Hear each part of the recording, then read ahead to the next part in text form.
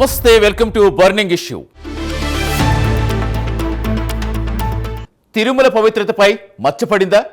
సాక్షాత్తు కలియుగ దైవం సన్నిధిలో కల్తీ క్రీడ నడిచిందా? ఇది కేవలం లడ్డూ లొల్లి మాత్రమే కాదు. ఇప్పుడు ఢిల్లీ పీఠాన్ని కదిలిస్తున్న రాజకీయ భూకంపం. ఒక్క చిన్న ఫోన్ నెంబర్ పెద్దల మెడకు చుట్టుకోబోతోందా?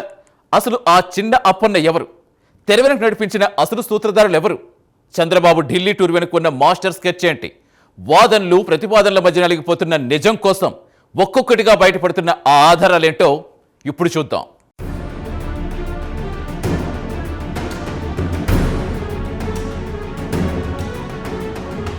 తిరుమల లడ్డూ ప్రసాదం కల్తీ వ్యవహారం ఇప్పుడు కేవలం ఒక రాష్ట్రానికి సంబంధించిన అంశంగా మిగిలిపోలేదు. ఇది దేశ రాజధాని ఢిల్లీని తాకిన ఒక అతిపెద్ద రాజకీయ, ఆధ్యాత్మిక సవాల్గా పరిణమించింది. నిప్పులేనిదే పొగరాదు అన్నట్టుగా ఎక్కడో మొదలైన చిన్న అనుమానం ఇప్పుడు దేశవ్యాప్తంగా కోట్లాది మంది భక్తుల మనోభావాల్ని కుదిపేస్తున్న అంశంగా రూపాంతరం చెందింది. తొలుత ఇది కేవలం ఆరోపణల పర్వంగా కనిపించినప్పటికీ రాను రాను పరిణామాలు గమనిస్తుంటాయి. దీని వెనుక ఏదో బలమైన కుట్ర, నిర్లక్ష్యం దాగి ఉన్నాయనే సంకేతాలు బలంగా వినిపిస్తున్నాయి. రాష్ట్ర రాజకీయాలకు అతీతంగా తిరుమల పవిత్రతను కాపాడాలనే నినాదం ఇప్పుడు గల్లీ నుంచి ఢిల్లీ దాకా మారుమోగుతోంది. ఈ వ్యవహారం ఇప్పుడు ఒక మలుపు తిరిగి కేంద్ర ప్రభుత్వ పెద్దల దృష్టికి వెళ్లడం, జాతీయ స్థాయిలో చర్చనీయాంశం కావడం రాబోయే రోజుల్లో జరగబోయే అతిపెద్ద పరిణామాలకు నాందిగా భావించాలి.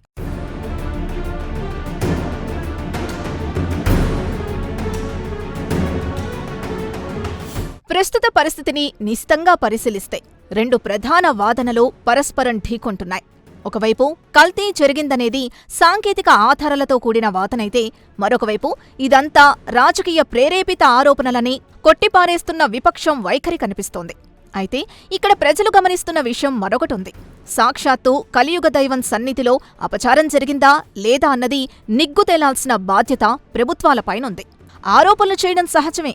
అయినప్పటికీ ఆధారాలతో సహా వాటిని నిరూపించుకోవాల్సిన ఆవశ్యకతను కూటమి ప్రభుత్వం గుర్తించినట్లు అర్థమవుతోంది. కేవలం రాజకీయ విమర్శలకే పరిమితం కాకుండా సిట్ సేకరించిన ల్యాబ్ రిపోర్ట్లను ప్రజల ముందు ఉంచడం చూస్తుంటే ప్రభుత్వం ఈ విషయాన్ని సీరియస్గా తీసుకుందనే స్పష్టత వస్తోంది. సత్యం నిప్పులాంటిది, అది ఎప్పటికైనా బయటపడక మానదు అన్నది ఇక్కడ వర్తించే సూత్రం.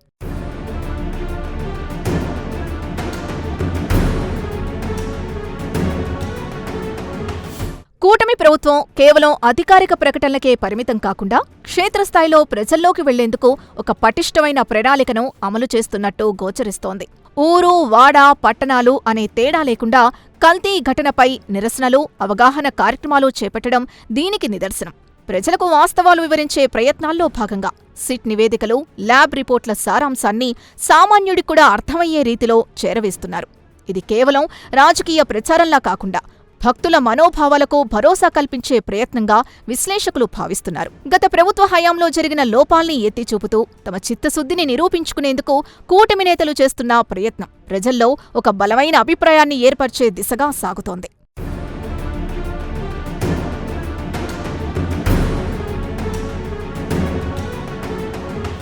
సాధారణంగా ముఖ్యమంత్రి చంద్రబాబు నాయుడు ఢిల్లీ పర్యటన అనగానే అందరికీ స్ఫురించేది నిధుల సమీకరణ, పోలవరం లేదా అమరావతి అభివృద్ధి వంటి అంశాలే. కానీ తాజా పర్యటన ముఖచిత్రం పూర్తిగా భిన్నంగా కనిపిస్తోంది.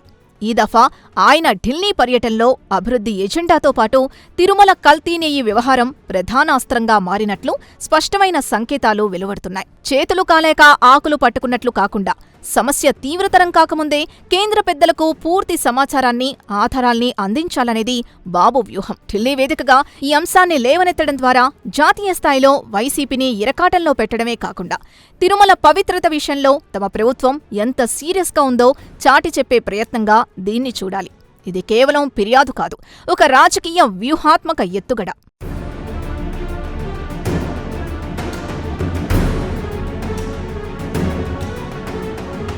చంద్రబాబు ఢిల్లీ పర్యటనలో మరో కీలక కోణం కల్తీ నెయ్యి ఘటనపై కేంద్రానికి వాస్తవాల్ని వివరించడం. కేవలం మాటల ద్వారా కాకుండా సిట్ సేకరించిన ఆధారాలు, ల్యాబ్ రిపోర్ట్లు, ఈ వ్యవహారంలో కీలక వ్యక్తుల ప్రమేయంపై ఒక సమగ్ర నివేదికను కేంద్ర పెద్దల ముందుంచే అవకాశాలు మెండుగా కనిపిస్తున్నాయి. జాతీయ మీడియాలోనూ పార్లమెంటులోనూ ఈ అంశం చర్చకొచ్చేలా చేయడం ద్వారా ప్రతిపక్షంపై ఒత్తిడి పెంచడం ఈ వ్యూహంలో భాగమే. కేంద్రం నుంచి మద్దతు కూడగట్టడమంటే ఇది వైసీపీకి ఢిల్లీలో ఊపిరాడకుండా చేసే మాస్టర్ ప్లాన్గా విశ్లేషకులు అభిప్రాయపడుతున్నారు.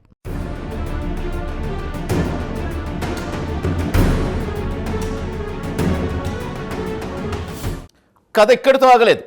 అసలు ట్విస్ట్ ఇప్పుడే మొదలైంది. విచారణలో తెరపైకొచ్చిన ఆ ఒక్క పేరు ఇప్పుడు రాజకీయ వర్గాల్లో వణుకు పుట్టిస్తోంది.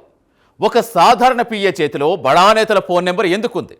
2018లో వాడిన నెంబరే ఇప్పుడు కల్తీ కేసులో సాక్ష్యంగా ఎలా మారింది? ఇది యాదృచ్ఛికమా లేక పక్కా ప్రణాళిక? మరోవైపు పవన్ కళ్యాణ్ పూరించిన సమరశంఖం, పీఠాధిపతుల ఆగ్రహ జ్వాలలు వెరసి తిరుమల పవిత్రత కోసం మొదలైన ధర్మయుద్ధం పతాక స్థాయికి చేరింది. కాల్ డేటాలు, టవర్ డంపులు, గూగుల్ టేకౌట్లు, టెక్నాలజీతో వేట మొదలైంది. ఇక దొరికిన దొంగలెవరు? ఆ ముసుగు వెనుక ఉన్న అసలు కుట్రదారులెవరు? ఆ సంచలనాలు కూడా తెలుసుకుందాం.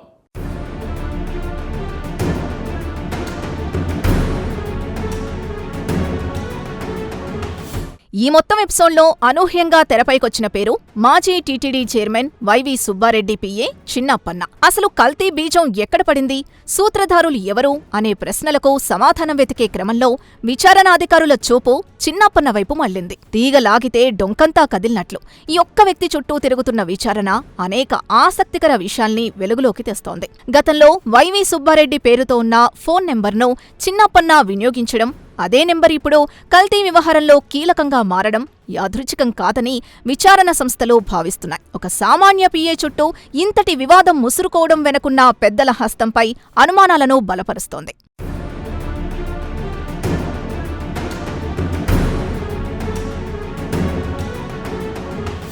సిట్ దర్యాప్తులో అత్యంత కీలకమైన మలుపు చిన్నప్పన్న వినియోగించిన ఫోన్ నెంబర్. ఇది కేవలం ఒక ఫోన్ నెంబర్ వ్యవహారం కాదు, గత ప్రభుత్వ పెద్దలతో ఉన్న ప్రత్యక్ష సంబంధాలకు ఒక సాక్ష్యంగా మారుతోంది. 2018లో వైసీపీ అధినేత జగన్ ప్రత్యేక హోదా కోసం అవిశ్వాస తీర్మానం ప్రవేశపెట్టిన సమయంలో వైవి సుబ్బారెడ్డికి చెందిన లెటర్ హెడ్ను ట్వీట్ చేయడం, ఆ లెటర్లో ఉన్న ఫోన్ నెంబరే ఇప్పుడు కల్తీ నెయ్యి కేసులో నిందితుడిగా ఉన్న చిన్నప్పన్న వినియోగించినట్లుగా వినపడుతున్న ఆరోపణలు సంచలనంగా మారుతున్నాయి. ఇవి కేవలం యాదృచ్ఛికంగా జరిగినవి కావని, వ్యవస్థీకృత నేరంగా పరిగణించాల్సిన అవసరం ఉందని టీడీపీ నేతలు వాదిస్తున్నారు. ఈ డిజిటల్ ఫుట్ ప్రింట్స్ కేసు విచారణలో కీలకం కానున్నాయి.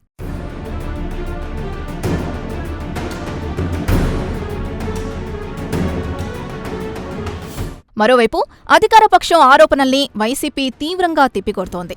ఇదంతా తమపై బురద చల్లేందుకు ఆడుతున్న రాజకీయ నాటకమని, ఆధారాలు లేని ఆరోపణలని వారు ఖండిస్తున్నారు. తాము కూడా ఢిల్లీ వేదికగానే వాస్తవాల్ని వెల్లడిస్తామని చెప్పడం చూస్తుంటే యుద్ధం ఇప్పుడు ఒకే వేదికపై రెండు పక్షాల మధ్య జరగబోతోందని అర్థమవుతోంది.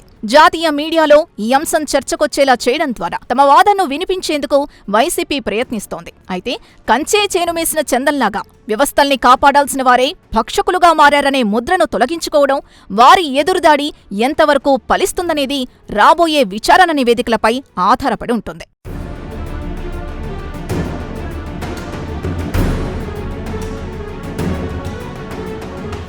ఈ మొత్తం వ్యవహారంలో డిప్యూటీ సీఎం పవన్ కళ్యాణ్ పాత్ర అత్యంత కీలకంగా మారింది. ఆయన వ్యాఖ్యలు కేవలం రాజకీయ నాయకుడి స్పందనలా కాకుండా ఒక సనాతన ధర్మ పరిరక్షకుడి ఆవేదనలా కనిపిస్తున్నాయి. ఆయన పిలుపుతో జనసేన శ్రేణులు అప్రమత్తమయ్యాయి. మహాప్రసాదం విషయంలో తప్పు చేసిన వారిని కఠినంగా శిక్షించాలంటూ వాడవాడలా ర్యాలీలు నిర్వహించడం ప్రజల్లో భావోద్వేగాల్ని రగిలిస్తోంది. పవన్ కళ్యాణ్ ఈ అంశాన్ని కేవలం పరిపాలనా వైఫల్యంగా చూడటం లేదు, దీన్నొక సాంస్కృతిక ద్రోహంగా పరిగణిస్తున్నారు. ఆయన మాటల్లోని తీవ్రత, జనసేన కార్యకర్తల్లో కనిపిస్తున్న ఆవేశం కూటమి ప్రభుత్వం ఈ కేసును ఎంత సీరియస్గా తీసుకుందో చెప్పకనే చెబుతోంది.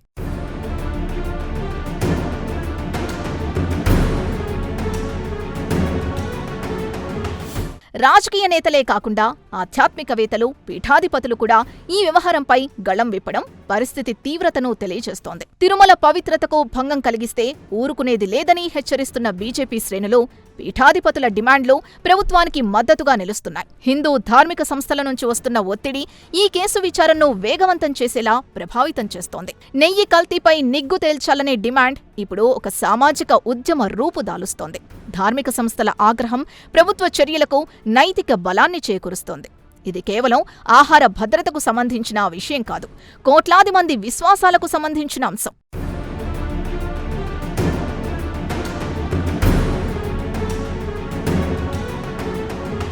నిందితులు ఎంతటి వారైనా సాంకేతికత ముందు దొరకక తప్పదు.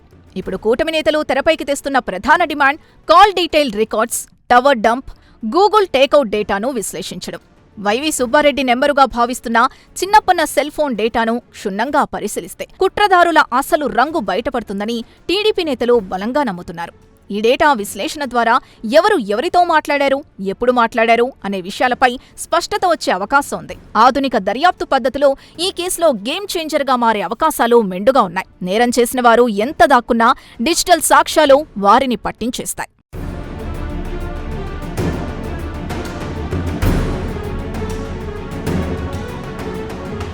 తిరుమల లడ్డూ కల్తీ వ్యవహారం ఇప్పుడు ఒక నిర్ణయాత్మక దశకు చేరుకుంది. అటు ఢిల్లీలో చంద్రబాబు వ్యూహాలు, ఇటు రాష్ట్రంలో సిట్ దర్యాప్తు, మరోవైపు జనసేన, బీజేపీల ఆందోళనలు వెరసి తిరుమల పవిత్రతను కాపాడే దిశగా అడుగులు పడుతున్నాయి. ఆరోపణలు, ప్రత్యారోపణలు ఎలా ఉన్నా అంతిమంగా గెలవాల్సింది ధర్మం, బయటపడాల్సింది సత్యం. పాపం పండితే పగలక మానదు అన్న పెద్దల మాట ప్రకారం పవిత్రమైన తిరుమల క్షేత్రంలో అపచారం చేసిన వారు ఎవరైనా సరే చట్టం ముందు, దైవం ముందు తలవంచక తప్పదు. ఈ విచారణ ఫలితాలు కేవలం దోషుల్ని శిక్షించడానికే కాదు, భవిష్యత్తులో ఇలాంటి ఘటనలు పునరావృతం కాకుండా ఉండేందుకు ఒక గుణపాఠం కావాలి. కలియుగ వైకుంఠంలో జరిగిన ఈ పరిణామం రాజకీయాలకు అతీతంగా ధర్మ స్థాపనకు నాంది కావాలని ఆశిద్దాం.